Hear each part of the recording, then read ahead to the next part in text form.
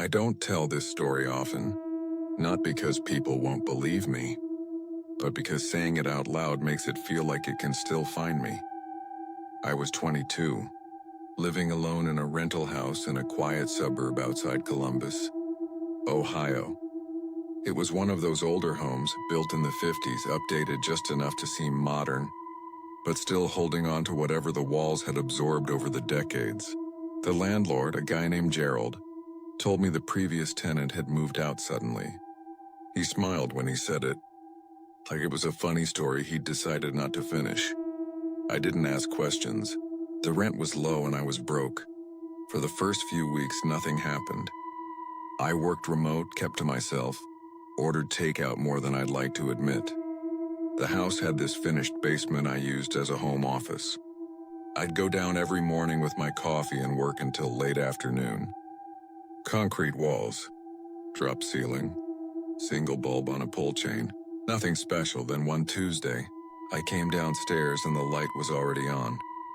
I stood at the bottom of the stairs for a long moment.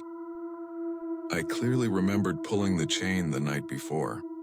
The switch was manual, no timer, no smart bulb.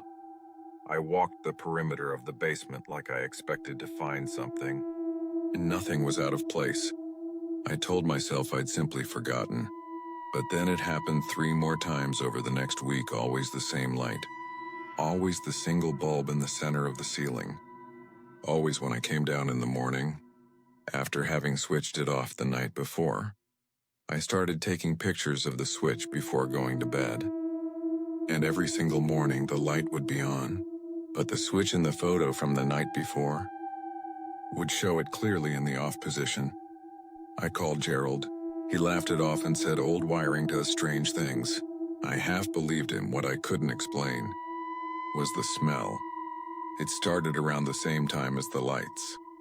This faint wet smell, like soil after rain, but underneath that, something almost metallic. It was only ever in the basement. Only ever in the morning when the light was already on. By noon it would be completely gone, as if it had never been there.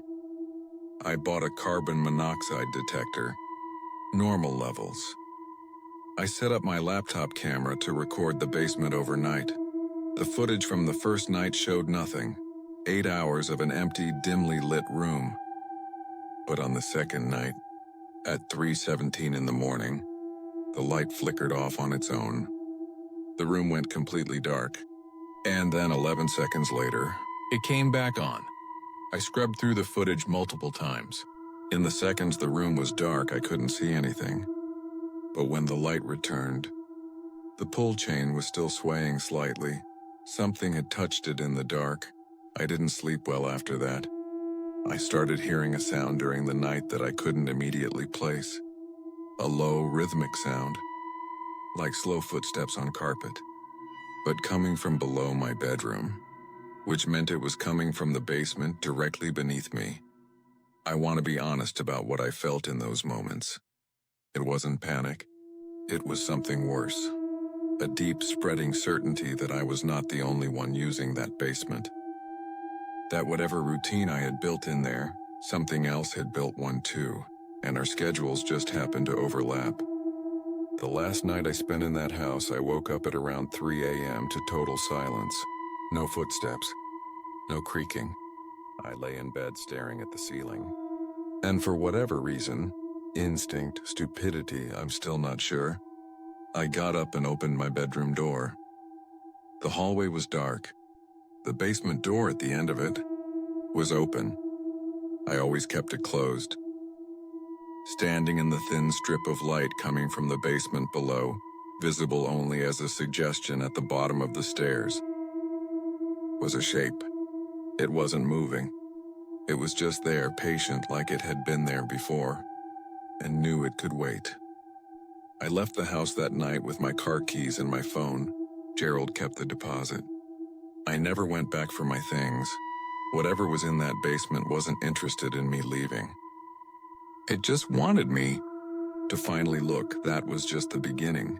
The next incident will make you question the shadows in your own room. This is going to sound insane. I know that, but I need you to stay with me until the end. because the explanation is worse than the setup. I was 26 and going through the worst stretch of my adult life. I'd just ended a long relationship, switched jobs, and moved into a new apartment in a mid-rise building in Denver. Second floor, one bedroom. The kind of place where you can hear your neighbor's television, if both of you go quiet enough. My neighbor in 2B was a woman named Claire. I know her name only because I saw it once on a piece of misdelivered mail. We never spoke. I saw her in the hallway maybe twice. Why? She was in her 40s, kept to herself, always had her keys out before she reached her door. Like she'd timed it to minimize conversation. About a month into living there, I noticed something odd about my phone. I'd make a call to my mom, to a friend, to a coworker. And sometimes, right before the line connected, I'd hear a click. Not the usual static clearing click of a call beginning. Something different, more deliberate. Like a second line picking up. I mentioned it to my phone carrier. They ran diagnostics and found nothing unusual. I started paying closer attention. The click happened most often in the evenings. And after the click, I'd sometimes notice a faint ambient sound beneath the conversation. Not breathing exactly, but presence. The kind of audio texture that tells your subconscious there's more than one source of sound. I told myself it was the building's old wiring interfering with the signal. I told myself a lot of things. The week everything shifted, I was on the phone with my mom around 9 at night. We were talking about nothing important. And then my mom stopped mid-sentence and said, "Who just said your name?" I hadn't heard anything. I asked her what she meant. She said that underneath my voice, clearly enough to make her stop talking, a second voice had said my first name, once, quietly, like a reminder. She wasn't joking. My mom doesn't joke like that. I ended the call and sat in my apartment in complete silence. I checked every room, checked the locks. Nothing. But then I started going back through something I'd dismissed. 3 weeks earlier, I'd been on a late call and thought I'd heard very faintly someone say something in the background of my own apartment. I'd assumed it was a neighbor's TV bleeding through the wall. I started recording my phone calls. On the fourth night of recording, I caught it. I was on the phone with a coworker, a routine 10-minute check-in. At the 7-minute mark and the half-second gap between my sentence and his response, a third voice said 2 words in a flat, unhurried tone. Still here, I still have the recording. I've had 3 different people listen to it. All 3 heard it. None of them had an explanation. I knocked on Claire's door in 2B the following evening. No answer. I tried again the next day. Eventually, I asked the building manager about her. He looked at me with an expression I didn't understand at first. And then he told me, quietly, like he was sharing something he'd rather not, that the woman in 2B had passed away. About 6 weeks ago. Apparently, she'd been found by a family member who came to check on her after she stopped returning calls. 6 weeks ago. Was 2 weeks before I moved in. He said the apartment had been cleaned and cleared before I arrived. Professionally handled. Nothing left behind. I moved out the following month. I've had no problems with my phone since, but sometimes, in a quiet room, I find myself hesitating before I make a call. Just for a second. Waiting to hear if there's a click. If your heart is already racing, take a deep breath. Because our final story is the one that no one survived to tell. I've spent years trying to find the rational explanation for this. I'm a practical person. I don't scare easily. I don't believe in things I can't see. Or I didn't. Until my youngest daughter started describing a woman I had never introduced her to. My name is Daniel. I'm in my mid-30s, and for 2 years my family rented a house in a rural area outside Asheville, North Carolina. It was a beautiful property, isolated, surrounded by tree line on 3 sides. My wife, our daughter Maya, she was 5 at the time, and our dog, a shepherd mix named Ford. The first sign came 3 weeks after we moved in. Maya came downstairs one morning and asked why the woman always stood at the top of the stairs at night. We asked her, "What woman?" She described someone tall with long dark hair who stood very still and looked toward Maya's bedroom door. Maya said she wasn't scary. She said the woman just watched. We told her it was a dream. She accepted that with the total ease of a 5-year-old who trusts her parents completely. And for a while, she didn't mention it again.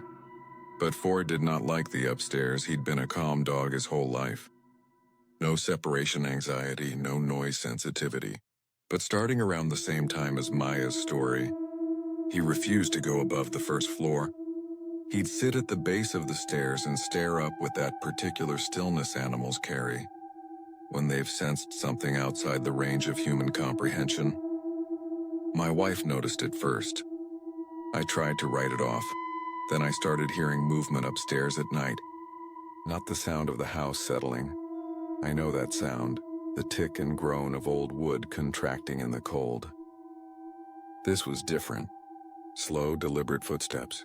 That stopped when I got out of bed, and resumed when I lay back down. I checked the upstairs every time. Always empty. The third month, my wife found something that she waited 2 days to tell me about.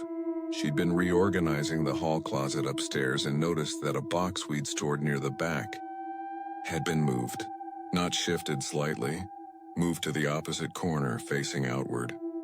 Inside the box were winter coats. Nothing that could have caused it to move on its own. And nothing missing.